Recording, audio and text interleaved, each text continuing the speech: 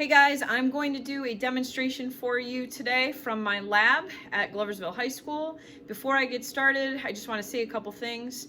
I want to give a big thank you to the custodial staff here at the school for cleaning and disinfecting my whole classroom and lab before I got started here today. And they're going to go through it a second time to disinfect everything when I'm all done. The second thing I want to say is the demonstration I'm going to do for you today is very dangerous. Here at school, I have protective eyewear to have on. It is flammable. It does use a dangerous chemical. So I'm not going to tell you what that chemical is, and I wouldn't want you to try it at home with any substitutions either. It won't work, and you could possibly get hurt in the process. So this one is just for your viewing pleasure at home.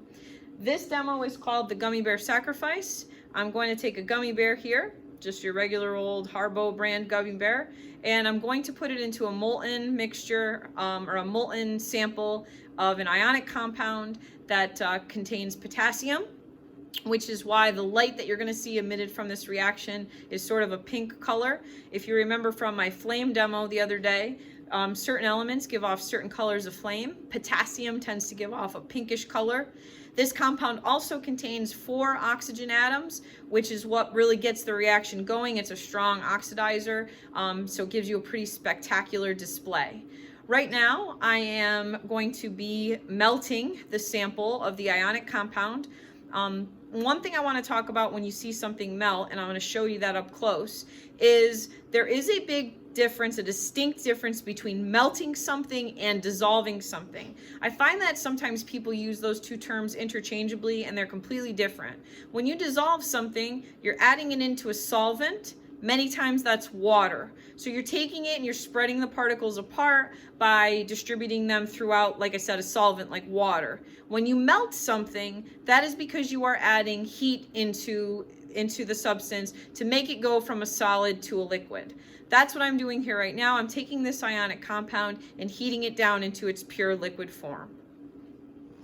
Okay, so here I have the ionic compound in this large test tube. And what I'm going to do is I'm going to take my Bunsen burner here and I'm going to gently heat it, which is going to turn it from these solid white crystals into a liquid. So that is the next step involved here. And it just takes a couple of minutes. So I will return when this is fully melted. You can see that it's starting to happen at the bottom there. Okay, so the majority of my substance here, as you can see, has turned to a liquid.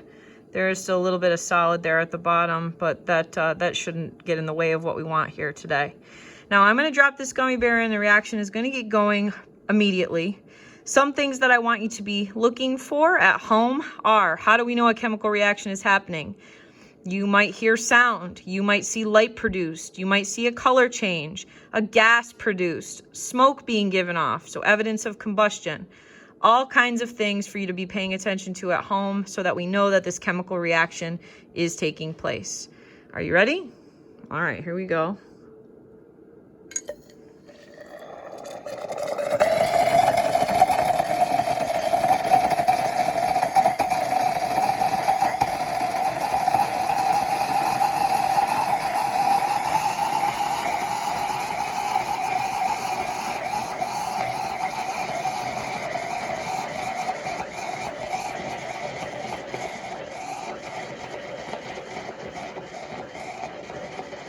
Smells like burnt sugar in here.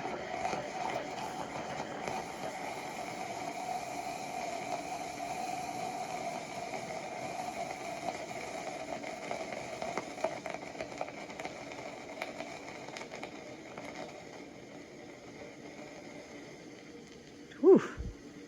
That one went for a long time. Sorry about that, little guy.